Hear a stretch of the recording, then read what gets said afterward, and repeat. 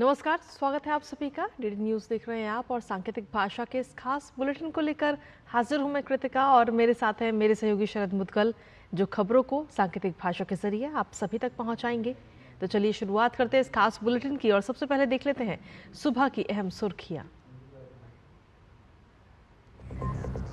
संसद में जारी बजट सत्र पर चर्चा का वित्त मंत्री निर्मला सीतारमण आज देंगी जवाब। 23 जुलाई को बजट किया गया था पेश।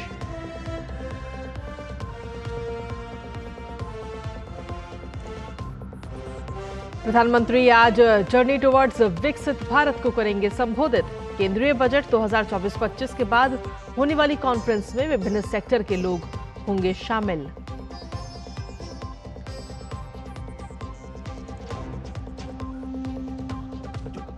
दिल्ली की 30 हजारी कोर्ट में कोचिंग सेंटर हादसे के आरोपियों की जमानत याचिका पर होगी सुनवाई। गृह मंत्रालय द्वारा गठित समिति 30 दिन में सौंपेगी रिपोर्ट। उधर छात्रों का प्रदर्शन जारी।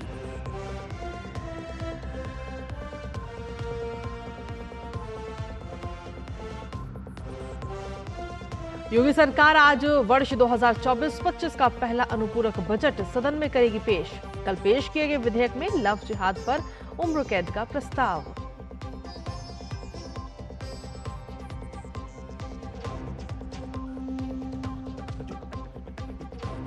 खेल की खबरों में पेरिस ओलंपिक में आज भारत के पास फिर से मेडल जीतने का मौका। मनु भाकर और सरबजोत सिंह की जोड़ी निशानेबाजी में कांस्य पदक जीतने के इरादे से उतरेगी मैदान पर।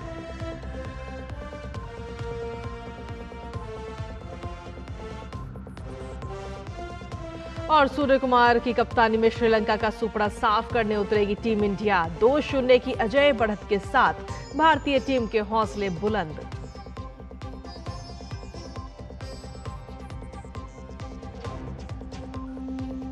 तो ये थी सुबह की अहम सुर्खियां और सुर्खियों के बाद अब खबरों में विस्तार से बात करेंगे। संसद को दोनों सदनों में आज भी वित्त वर्ष 2024-2025 के केंद्रीय बजट पर चर्चा जारी रहेगी। वित्त मंत्री निर्मला सीतारमण आज बजट पर चर्चा का जवाब देंगी। वहीं जम्मू कश्मीर के बजट 2024-25 पर भी चर्चा जारी रहेगी। आपको बता दें कि वित्त मंत्री ने 23 जुलाई को बजट पेश किया था।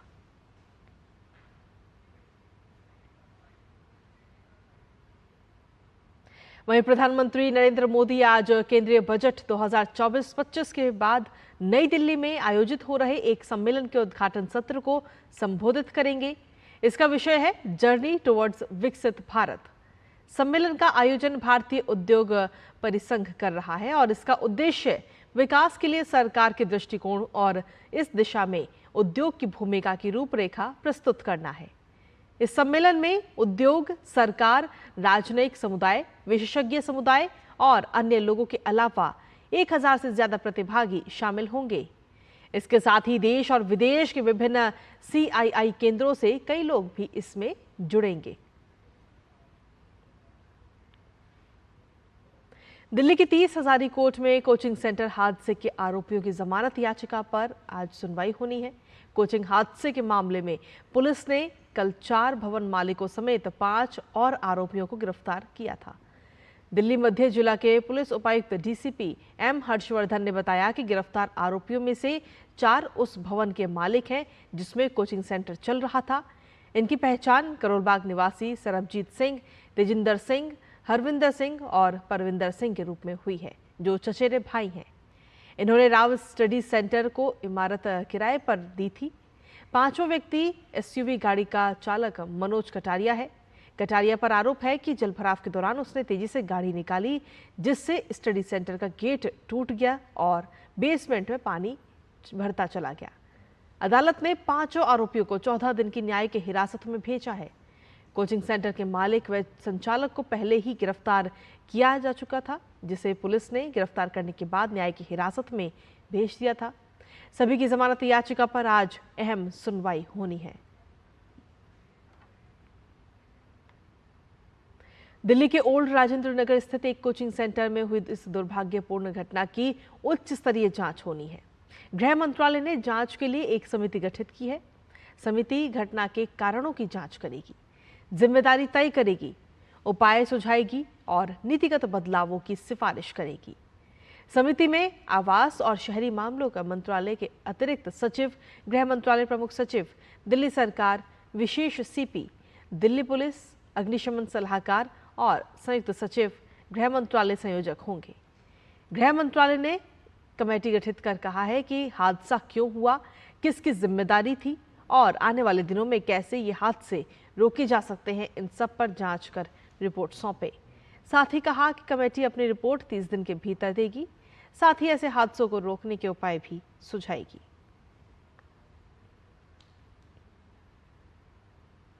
दिल्ली के ओल्ड राजेंद्र नगर में शनिवार को हुए दर्दनाक हादसे के बाद छात्रों का गुस्सा उबाल पर है और इसी कड़ी में मुखर्जी नगर में रात भर छात्रों ने प्रदर्शन किया।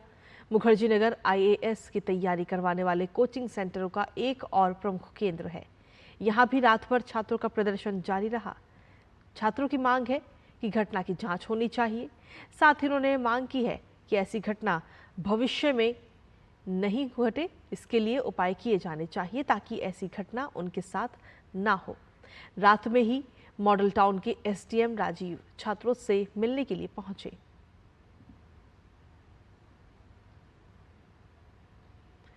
देश की राजधानी दिल्ली में कोचिंग हादसे के बाद से बाकी कुछ राज्यों की सरकारें भी अब जाग चुकी हैं। एहतियात के तौर पर उत्तर प्रदेश में योगी आदित्यनाथ की सरकार ने अपने अधिकारियों को निर्देश दिया है कि यूपी में इस तरह का कोई हादसा नहीं होना चाहिए।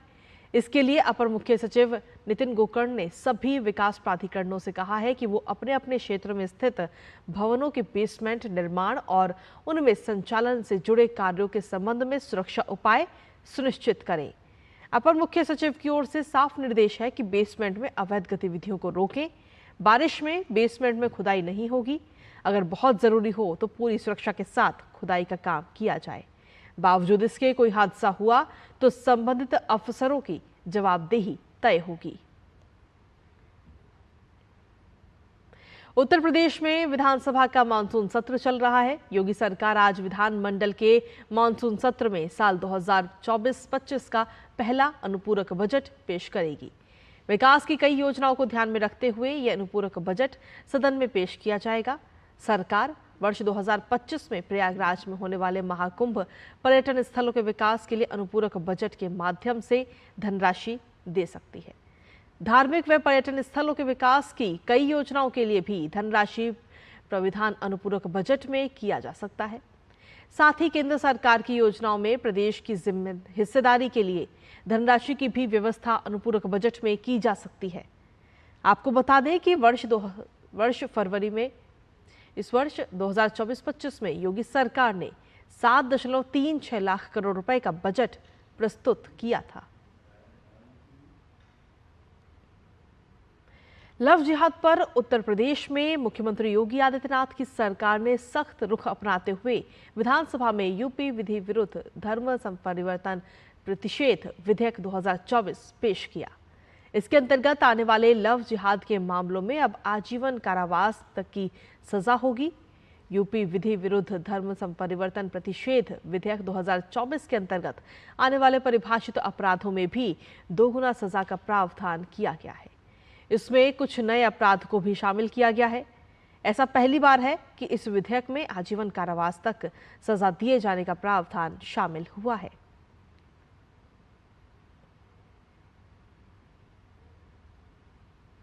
और खबरों में आगे बढ़ते हुए अब बात खेलों की करते हैं, जहां पेरिस ओलंपिक में भारत आज निशानेबाजी में कांस्य पदक जीतने के इरादे से उतरेगा। मनु भाकर और सरबजोत सिंह की जोड़ी 10 मीटर एयर पिस्टल के मिश्रित वर्ग में कांस्य पदक का मुकाबला खेलेगी। अगर भारत इस स्पर्धा में कांस्य पदक जीतने में सफल रहता है तो मनु एक ही ओलंपिक में 2 पदक जीतने वाली पहली भारतीय खिलाड़ी बन जाएंगी। इससे पहले उन्होंने 10 मीटर एयर पिस्टल के व्यक्तिगत वर्ग में कांस्य पदक हासिल किया था। और अब बात क्रिकेट की। भारत और श्रीलंका के बीच 3 मैचों की T20 सीरीज का तीसरा और आखिरी मुकाबला आज खेला जाएगा। सीरीज में 2-0 की अजय बढ़त बनाने वाली टीम इंडिया मेजबान टीम का सुपड़ा साफ करने के इरादे से मैदान पर उतरेगी। भारत में अभी तक सीरीज में बेहतर प्रदर्शन किया है। नए कोच गौतम गंभीर और कप्तान सूर्य कुमार के नेतृत्व में भारतीय टीम से तीसरे मुकाबले में भी शानदार प्रदर्शन की उम्मीद है। ये मुकाबला श्रीलंका के पल्लेकेले स्टेडियम में शाम 7 बजे शुरू होगा। और इसी के साथ फिलहाल सांकेतिक भाषा के इस खास बुलेटिन में मुझे, मेरे सहयोगी शरद मुदगल और हमारी टीम को दीजिए अनुमति। नमस्कार।